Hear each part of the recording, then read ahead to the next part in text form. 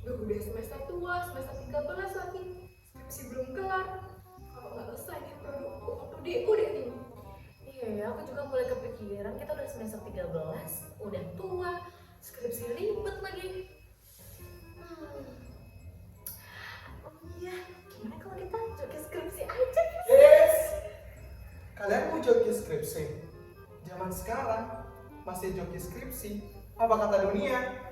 Mending kita belajar sama-sama aja. Emang kalian gak pahamnya masalah materi apa sih? Gini, kami belum paham tentang pengembangan bahan ajar. Sama evaluasi bahan ajarnya, itu ribet banget tahu. Oh, intinya kalian belum paham masalah pengembangan bahan ajar, khususnya materi evaluasi bahan ajar ya? Nah, kalau emang belum paham, aku punya sebuah video pembelajaran nih yang menarik dan inspiratif, tentunya bisa mengedukasi teman-teman tentang pengembangan bahan ajar, khususnya mengenai evaluasi bahan ajar. Kalian kepo sama video pembelajaran ya? Itulah, Kepo? banget. Oke, kalau gitu kita simak video berikut ini yuk.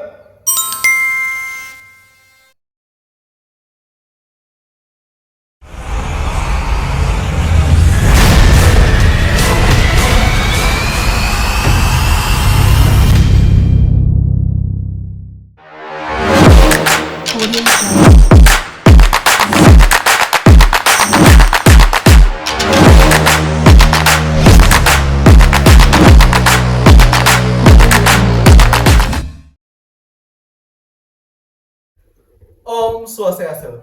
Assalamualaikum warahmatullahi wabarakatuh. Shalom Namo Buddhaya. Salam harmoni. Pendidikan adalah tiket ke masa depan. Hari esok dimiliki oleh orang-orang yang mempersiapkan dirinya sejak hari ini. Malcolm X. Halo teman-teman semuanya, apa kabar? Semoga semuanya dalam keadaan sehat ya. Nah, pada kesempatan yang berbahagia ini, tentunya kami akan membawakan sebuah materi yang sangat luar biasa. Namun sebelum itu, saya punya sebuah pantun.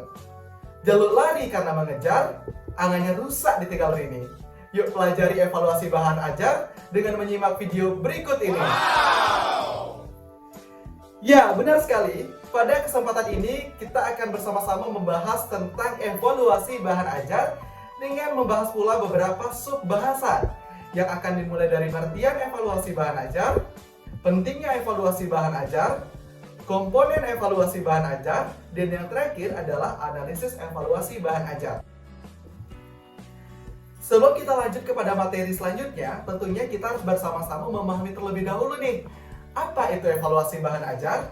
Terkait dengan pengertian evaluasi, evaluasi merupakan suatu proses yang sistematis yang dilakukan untuk mendapatkan suatu nilai terhadap sesuatu hal yang di dalamnya pula terdapat kegiatan penilaian. Tujuannya adalah untuk mengukur ketercapaian sesuatu hal. Berikutnya adalah mengenai pengertian bahan ajar. Bahan ajar merupakan suatu materi yang disusun secara sistematis untuk merepresentasikan sebuah konsep. Sehingga evaluasi bahan ajar adalah suatu upaya yang dilakukan untuk mengetahui apakah bahan ajar yang dikembangkan atau dibuat dan dihasilkan dapat mencapai tujuan pembelajaran yang telah ditetapkan. Terkait dengan pentingnya evaluasi bahan ajar, banyak orang nih yang mengatakan bahwasanya penting dilaksanakan evaluasi bahan ajar. Kenapa ya evaluasi bahan ajar penting untuk dilakukan? Ya, benar sekali. Karena evaluasi bahan ajar adalah tujuannya untuk mengukur tingkat ketercapaian sesuatu hal yang dalam hal ini adalah mengenai bahan ajar.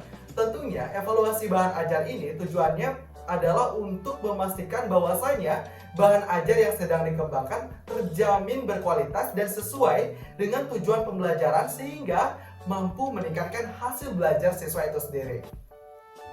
Nah, tadi kita sudah membahas mengenai pengertian dari evaluasi bahan ajar dan juga pentingnya untuk melakukan evaluasi bahan ajar. Untuk selanjutnya, kita akan membahas mengenai komponen evaluasi bahan ajar. Menurut BSMP, bahan ajar yang berkualitas itu wajib untuk memenuhi 4 unsur kelayakan. Yang pertama, kelayakan isi, kelayakan kebahasaan, kelayakan penyajian, dan yang terakhir adalah kelayakan kegrafikan. Yang pertama mengenai kelayakan isi. Apa saja sih hal-hal yang perlu untuk kita perhatikan untuk mengevaluasi kelayakan isi dari suatu bahan ajar? Ya, tentunya ada banyak sekali indikator-indikator yang perlu untuk kita perhatikan. Yang pertama adalah kesesuaian uraian materi dengan kompetensi inti dan juga kompetensi dasar. Di dalamnya berkaitan dengan kelengkapan materi, keluasan materi, dan juga kedalaman dari materi yang kita angkat untuk bisa menunjang tercapainya KI dan KD dan disesuaikan dengan kurikulum yang kita gunakan. Yang kedua adalah keakuratan materi. Di dalamnya memuat tentang akurasi konsep dan juga definisi indikator, akurasi prinsip indikator, akurasi prosedur indikator, akurasi contoh, fakta, dan ilustrasi, dan yang terakhir adalah akurasi soal. Yang kedua adalah kelayakan kebahasaan. Dalam mengevaluasi kelayakan kebahasaan dari suatu bahan ajar, ada beberapa aspek penting yang perlu kita perhatikan, yakni kesesuaian pemakaian bahasa dengan tingkat perkembangan siswa. Di dalamnya memuat mengenai perkembangan intelektual bahasa, perkembangan emosional bahasa. Kemudian yang kedua itu adalah pemakaian bahasa yang komunikatif, yakni keterbacaan pesan dan juga ketepatan kaidah bahasa. Yang tentunya dalam pemakaian bahasa yang komunikatif ini diharapkan dalam suatu bahan ajar itu dapat mudah dipahami oleh pembaca, yakni pada hal ini adalah peserta didik. Yang ketiga, keruntutan dan juga keterpaduan.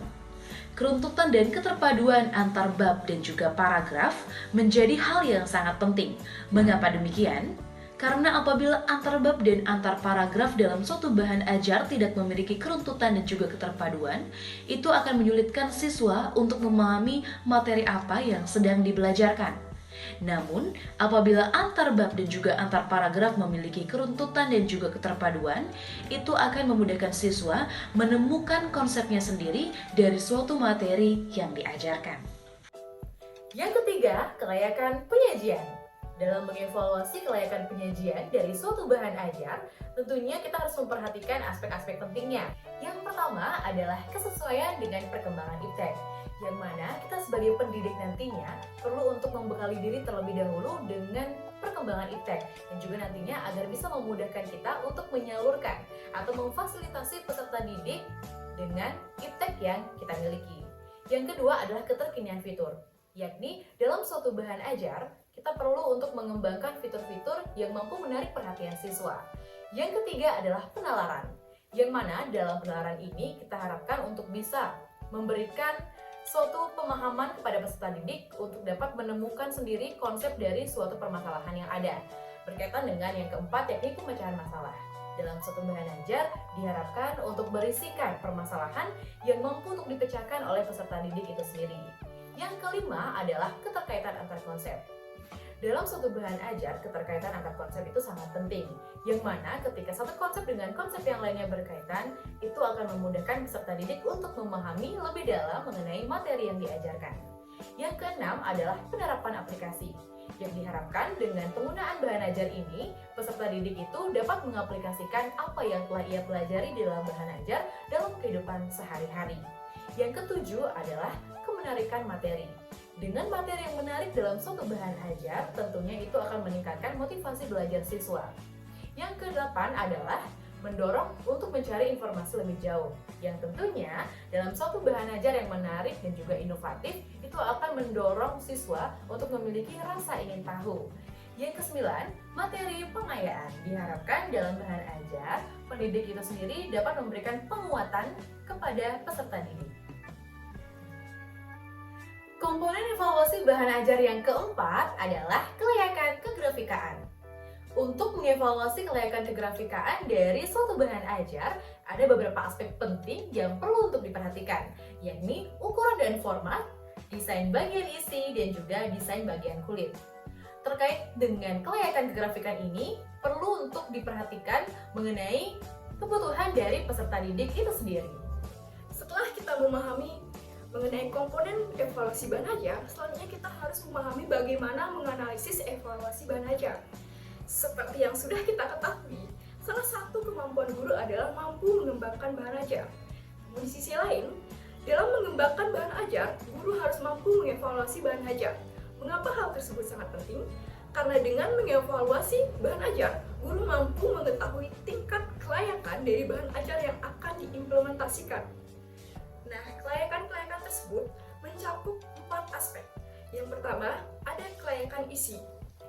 Yang kedua, ada kelayakan kebahasaan. Yang ketiga ada kelayakan penyajian, dan yang keempat ada kelayakan kegrafikaan. Guna memudahkan teman-teman untuk memahami bagaimana mengevaluasi bahan ajar, kami memberikan sebuah contoh pengembangan bahan ajar dengan judul Pengembangan Bahan Ajar ILKPD berbasis Model Picture and Picture untuk penguatan IPA materi organ peredaran darah dan fungsinya pada hewan dan manusia untuk siswa kelas 5 sekolah dasar. Kelayakan yang pertama adalah kelayakan isi. Dalam kelayakan isi ini, kita harus melibatkan ahli materi, yang dimana nantinya ahli materi ini akan diberikan instrumen berupa angkat yang berisi poin-poin yang dapat mencakup beberapa aspek, seperti kualitas isi, keakuratan materi dan soal, serta kemuktahiran materi dan soal. Sebelum kita membuat instrumen ahli materi, terlebih dahulu kita harus memperhatikan atau memahami bagaimana membuat kisi-kisi instrumen ahli materi. Nah, berikut merupakan contoh kisi-kisi instrumen ahli materi berdasarkan contoh judul yang telah kami berikan.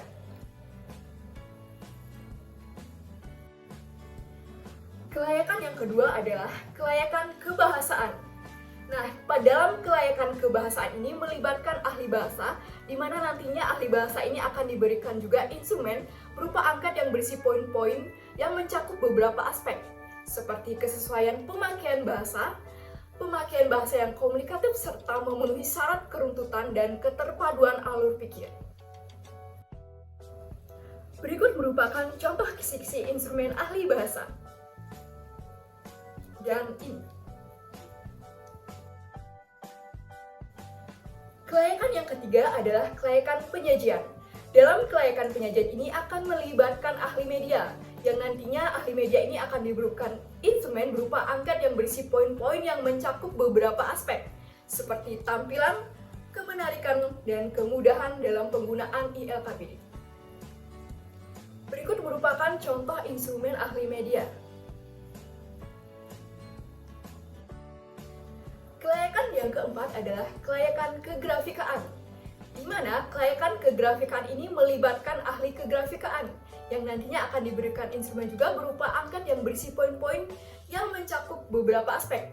Yang pertama ada aspek tampilan, format, serta kegrafikaan. Berikut ini merupakan contoh kisi-kisi instrumen ahli kegrafikaan. Untuk memperdalam pengetahuan teman-teman mengenai evaluasi bahan ajar, teman-teman dapat men-scan barcode di samping. Oh, jadi gitu. Ternyata evaluasi bahan ajar gak serumit yang aku kira ya. Jadi tujuannya itu sebenarnya untuk mengetahui apakah bahan ajar yang kita kembangkan itu cukup berkualitas dan juga sesuai dengan tujuan pembelajarannya kita canangkan ya. Nah, selain itu, Div, ada 4 unsur kelayakan yang harus kita perhatikan. Yang satu ada kelayakan isi, kemudian kebahasaan, kemudian penyajian dan kegrafikaan. Nah, gimana? Sekarang udah paham kan? Gimana, udah paham? Ya. Siap untuk melanjutin skripsinya? Siap dong. Siap ya? Agustus ini harus dari sudah ya? Astaga. Oke. Selamat semuanya. Selamat.